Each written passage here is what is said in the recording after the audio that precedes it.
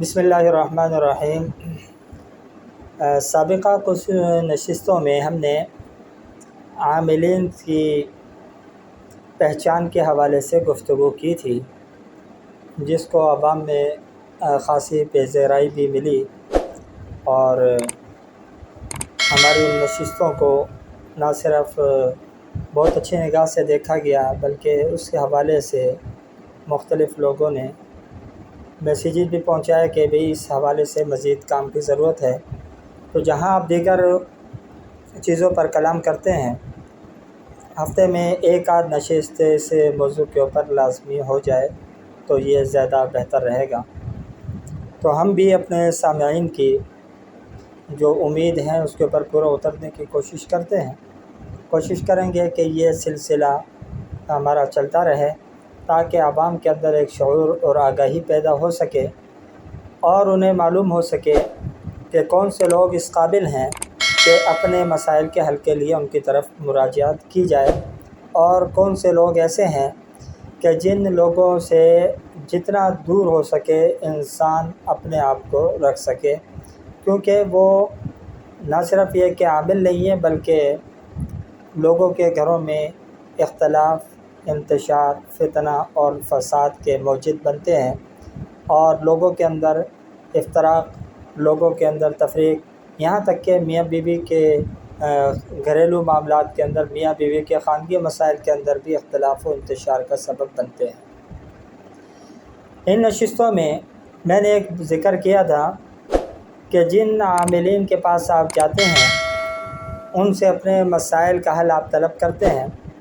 تو جب آپ ان سے اپنا چیک اپ کروائیں اور آپ سے وہ لوگ یہ کہیں کہ آپ کے اوپر جادو ہوا ہے اور فلانے شخص نے یہ جادو اس قسم کا آپ کے اوپر کیا ہے، تو آپ کی پہلی ذمہ داری یہ بنتی ہے کہ آپ سب سے پہلے اس عامل سے اس چیز کے اوپر دلیل طلب کریں، اور یہ آپ کا رائٹ ہے، آپ کا ایک حق ہے کہ اگر ایک شخص آپ کو کسی سے بدگمان کر رہا ہے یہ کہہ کر کے اس شخص نے آپ کے اوپر اس قسم کے اعمال کر رکھے ہیں، تو آپ کو معلوم ہونا چاہیے کہ اس کے پیچھے کوئی دلیل بھی ہے یا محض اس کا دعویٰ ہے۔ اس لیے کہ اگر محض دعوے کی بنیاد کے اوپر آپ عملی زندگی کے اندر کیا کریں گے،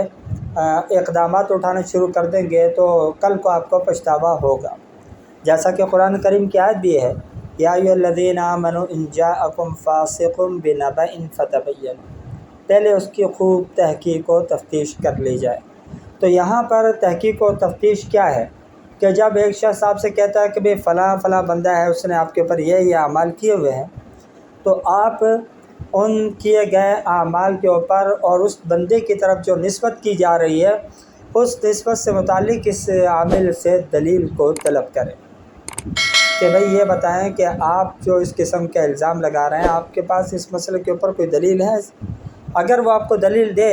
تو آپ اس چیز کو درست تسلیم کریں، لیکن اگر وہ آپ کو دلیل دینے سے عاجز ہو جائے تو اسی شخص کو آپ جھوٹا بھی تصور کریں اور اس شخص سے راہ فرار بھی اختیار کریں۔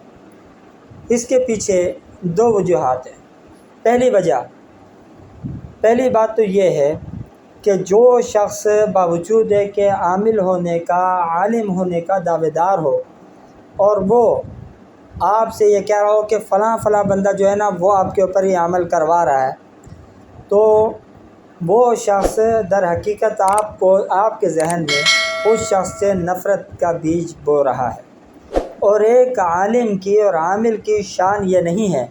کہ وہ دو افراد کے مابین نفرت کو فروغ دے،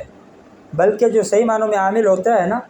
وہ یہ کام کرتا نہیں ہے کہ بھئی کسی کی تعیین کرے، بلکہ اگر کوئی مسئلہ ہے بھی تو وہ اس کو بغیر بتائے، بغیر اس کو ہوا لگے اس مسئلے کا حل کر دیتا ہے، یا اس کا حل بتلا دیتا ہے کہ آپ اس طریقے سے کریں آپ کا مسئلہ حل ہوگا۔ پہلے تو یہ کہ وہ اس چیز کی تعیین ہی نہیں کرتا، تشخیص ہی نہیں کرتا، اور اگر تعیین کر بھی دے تو کبھی بھی یہ نہیں کہتا کہ فلاں فلاں بندہ ہے اور 100% وہی ہے، آپ کو اس سے نفرت کرنی چاہیے۔ یہاں پہ ایسے نامیاد عامل بیٹھے ہوئے ہیں کہ وہ لوگوں کو نہ صرف یہ کہ نام بتاتے ہیں اور بلکہ نفرت کے اوپر برانگیختہ بھی کرتے ہیں۔ اور جب وہ مسئلہ جس کو لے کر کے بندہ آیا ہوتا ہے وہ کہتا ہے کہ بھی وہ تو حل نہیں ہو رہا باوجود آپ کے پڑھائیوں کے، آپ کی محنت کے، آپ کے علاج کے، تو کہتا ہے بھی میں تو یہاں سے مسئلہ حل کر رہا ہوں، وہ وہاں سے اور کیے جا رہا ہے، جبکہ اس سے پہلے والے معاملے کے اوپر بھی کوئی دلیل پیش نہیں کی ہوئی، صرف آپ کے ذہن کے اندر اس نے شک کا اور نفرت کا ایک بیج بویا۔ ایسے ایسے عاملین کو جانتا ہوں جن کی باوجود ہے کہ ان نشستوں کے بعد اصلاح ہو جانی چاہیے تھی، اصلاح نہیں ہو رہی، پس پردہ آج بھی وہ کام کر رہے ہیں، میاں بیوی کے درمیان میں تفریق پیدا کر رہے ہیں، نفرتیں پیدا کر رہے ہیں، اور بڑا بڑا ان سے کہتے ہیں کہ تمہاری پہلی بیوی دوسری کے اوپر جو ہے وہ جادو کر رہی ہے، پہلی بیوی دوسری کے اوپر جادو کر رہی ہے۔ اب ہونا تو یہ چاہیے کہ جو شخص سائل بن کر اس عامل کے دروازے پہ گیا وہ سب سے پہلے گریبان پکڑ کے دلیل طلب کرے، ان سے کہا جائے بے غیرت انسان،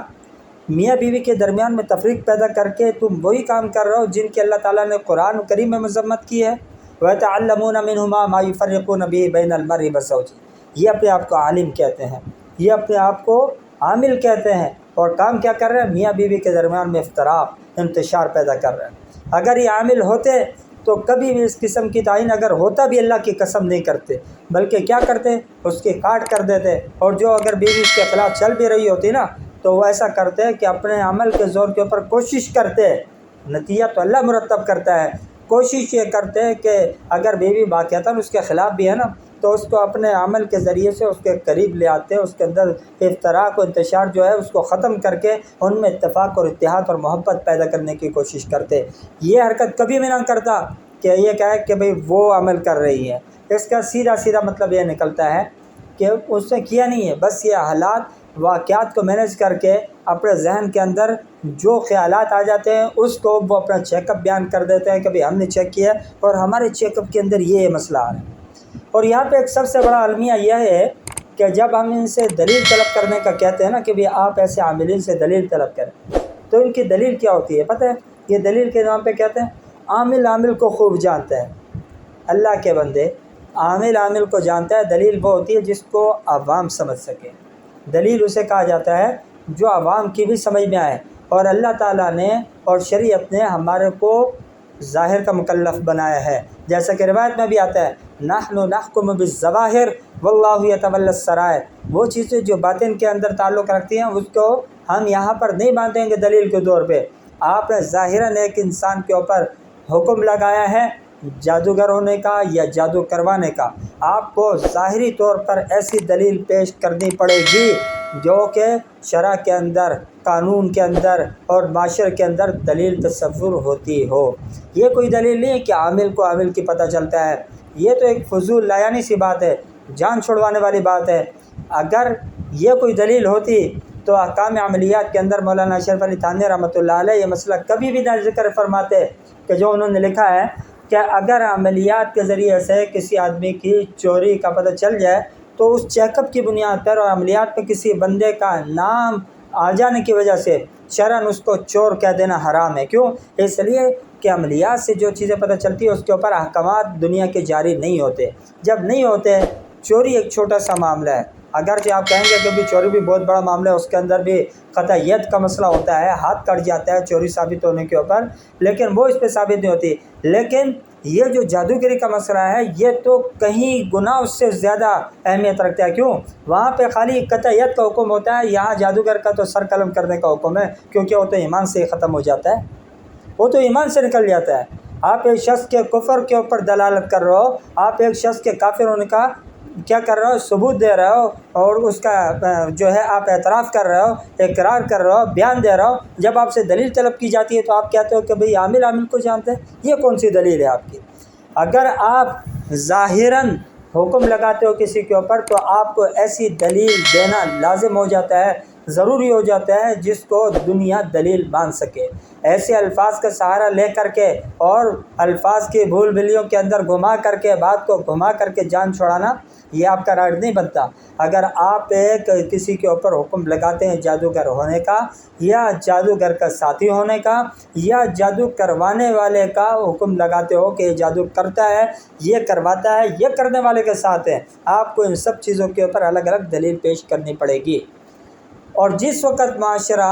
اس نہج کے اوپر اس کی تربیت ہو جائے ہمارے معاشرے کی جو عاملین کے پاس جاتے ہیں کہ جب کوئی عامل دعویٰ کرے جادو کا اور کسی آدمی کی طرف نسبت کرے نا کہ وہ کر رہا ہے، وہ کروا رہا ہے، اور اس معامل کے اوپر فی الفور آپ دلیل طلب کر لیں، اللہ کی قسم یہ فتنہ اور فساد کا باب ہی بند ہو جائے گا۔ یہ لوگ کرتے کیا ہیں؟ ان کا طریقہ واردات ہی یہ ہے کہ یہ عامل تو ہوتے نہیں ہیں بیچارے،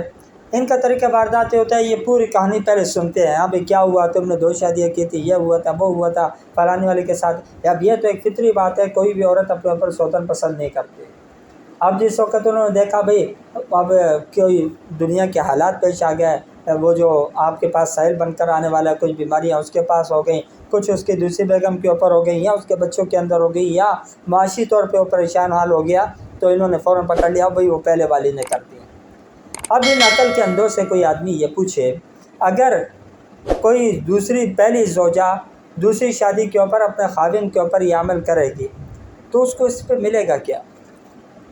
اس سے حاصل کیا ہوگا؟ اگر وہ کرتی تو دوسری بیگم کے اوپر کرتی،